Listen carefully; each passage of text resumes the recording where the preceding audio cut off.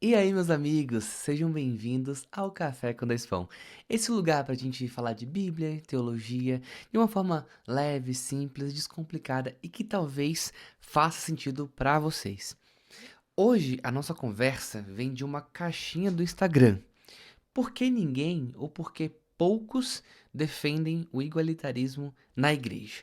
Por que, quando o assunto é homem e mulher, a maioria das igrejas ainda puxa para um modelo mais hierárquico com os homens no topo?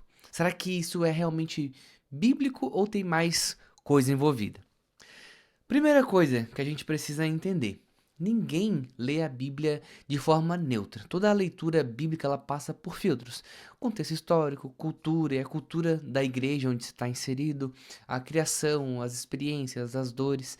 A gente não chega cru, zerado na nossa leitura. A gente sempre carrega uma bagagem. E aqui entra um ponto delicadíssimo, né? A humanidade, em sua maioria, é marcada por estruturas machistas. E mesmo quem discorda disso, muitas vezes reproduz comportamentos sem nem perceber. Então, o que acontece? A gente lê a Bíblia, mas a gente lê com lentes que nos emprestaram sem a gente pedir. E a igreja, ela não vive num vácuo, ela está inserida na cultura. E por muito tempo, a cultura ou as culturas trataram a mulher como inferior, incapaz, secundária. Isso não começou na igreja, tá? Mas em muitos momentos da história, isso foi mantido por ela. Então, não é de se estranhar que certas leituras bíblicas tenham sido construídas com essa lógica, sabe?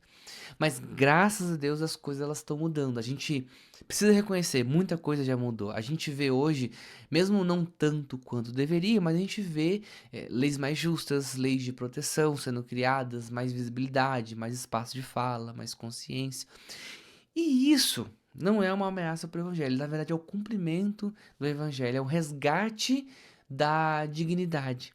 E eu espero que tudo isso que está acontecendo no mundo afora afete também a forma como a gente lê a Bíblia e como a gente vive igreja. Dito isso, foi minha resposta curta, vamos para as definições. Para quem não está familiarizado com o termo, existem algumas leituras bíblicas quando o assunto é essa relação homem e mulher. E a mais clássica é o complementarismo. O homem e a mulher têm valor e dignidade iguais, mas papéis diferentes. Um exemplo clássico disso é o pastoreio masculino e o homem como um líder ou sacerdote do lar. O foco aqui está na autoridade.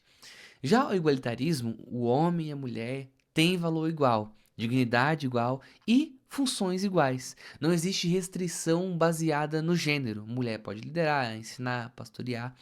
E muitos textos que são usados para restringir, principalmente as cartas paulinas, eles são entendidos como textos pontuais, eles são textos contextuais para aquele tempo, para aquele lugar em que foi escrito. O foco aqui é na igualdade plena. E a gente também tem o mutualismo, que é uma tentativa de ser uma terceira via, que tem ganhado força de um tempo para cá. O mutualismo ele não nega as diferenças entre homem e mulher no sentido natural, mas se recusa a criar uma hierarquia. A relação é de reciprocidade, é serviço mútuo, é submissão mútua, é entrega mútua. O foco é a reciprocidade. E fique esperto aqui porque mutualismo e igualitarismo, eles são muito parecidos, mas eles não são a mesma coisa, tá? Os dois, eles concordam em algo. Homem e mulher têm igualdade, dignidade diante de Deus. Mas eles divergem no como isso se organiza na prática. O igualitarismo, ele diz, se há igualdade de dignidade, então não deve haver nenhuma restrição de função baseada apenas em gênero. Ou seja, a mulher pode pastorear, pode ensinar, pode liderar, pode exercer qualquer papel que ela quiser. A diferença entre homem e mulher não define nenhuma função. Já o mutualismo, ele é um pouquinho diferente. O passo que ele dá é diferente. Ele não tá tão preocupado em provar que tudo é igual, que todo mundo pode fazer tudo, mas em como construir uma relação saudável. Ele considera que existem sim diferenças entre homem e mulher, mas essas diferenças não podem, de forma alguma, resultar em estrutura hierárquica. Então, na prática, Não existe liderança fixa de um sobre o outro. Existe submissão mútua, ambos servem, ambos cedem, ambos lideram, dependendo do contexto. E eu acho que talvez, para resumir, seria o igualitarismo e resolve a questão dizendo nós somos iguais, então nós fazemos as mesmas coisas. O foco é na função.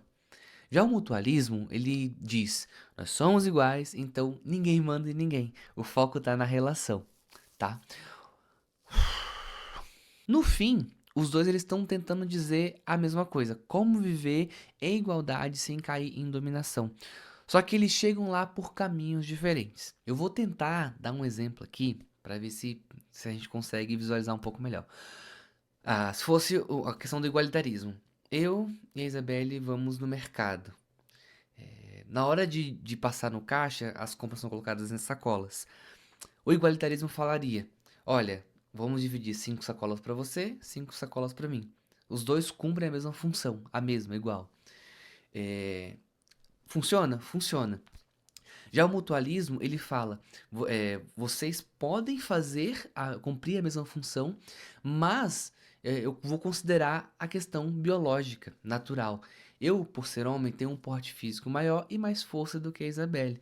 Então, ao invés de eu distribuir 5 sacolas para ela, 5 sacolas para mim, eu carrego as sacolas mais pesadas, ela carrega as sacolas mais leves. Os dois cumprem a função de carregar a sacola, mas considera essa diferença que existe entre os dois. Ninguém vai ficar sem carregar a sacola, porque senão a gente fica sem as compras em casa. Então os dois cumprem a função, ninguém deixa de carregar, mas a gente faz uma distribuição justa ali, considerando as nossas diferenças. É quase como se fosse uma diferença entre igualdade e equidade. Mais ou menos ali. São muito parecidos, né? Eu não sei se eu ajudei ou piorei com o meu exemplo. Enfim, dito isso, por que então o igualitarismo ou mutualismo é ainda minoria? A resposta curta é porque eles confrontam estruturas antigas, mexem com tradição, poder, a interpretação já consolidada da Bíblia e até mesmo um certo conforto institucional. Já é assim, né, na igreja, então vamos continuar assim. Mudar isso não é só teológico bíblico. Lembra que lá no começo a gente disse que a nossa leitura bíblica é enviesada e não a Bíblia? Se a aplicação é, nesse caso, machista, é porque eu sou machista e não a Bíblia. Isso é cultural, isso é construído socialmente.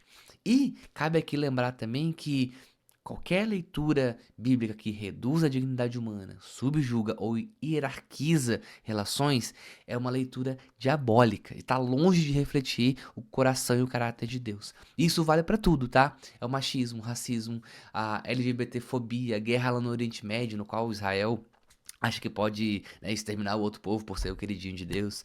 Enfim, qualquer forma de opressão justificada com a Bíblia é puramente diabólico. A Bíblia não foi dada para legitimar domínio, ela foi dada para nos mostrar um caminho de redenção. E para a gente fechar, a nossa pergunta não deve ser só qual posição é certa, qual posição devo seguir, mas a minha leitura da Bíblia está gerando vida ou está mantendo estruturas que negam a dignidade de alguém? Porque se Deus criou homem e mulher à sua imagem, qualquer teologia que diminui um deles precisa urgentemente ser revista. É isso? Fechamos? Eu acho que é porque acabou meu roteiro. Vocês já sabem, né? A casa de vocês. Os comentários estão aqui, meu Instagram tá aqui. Qualquer dúvida ou coisa que vocês queiram acrescentar, vocês fiquem à vontade. Então, beijo, beijo, tchau, até a próxima. Fui!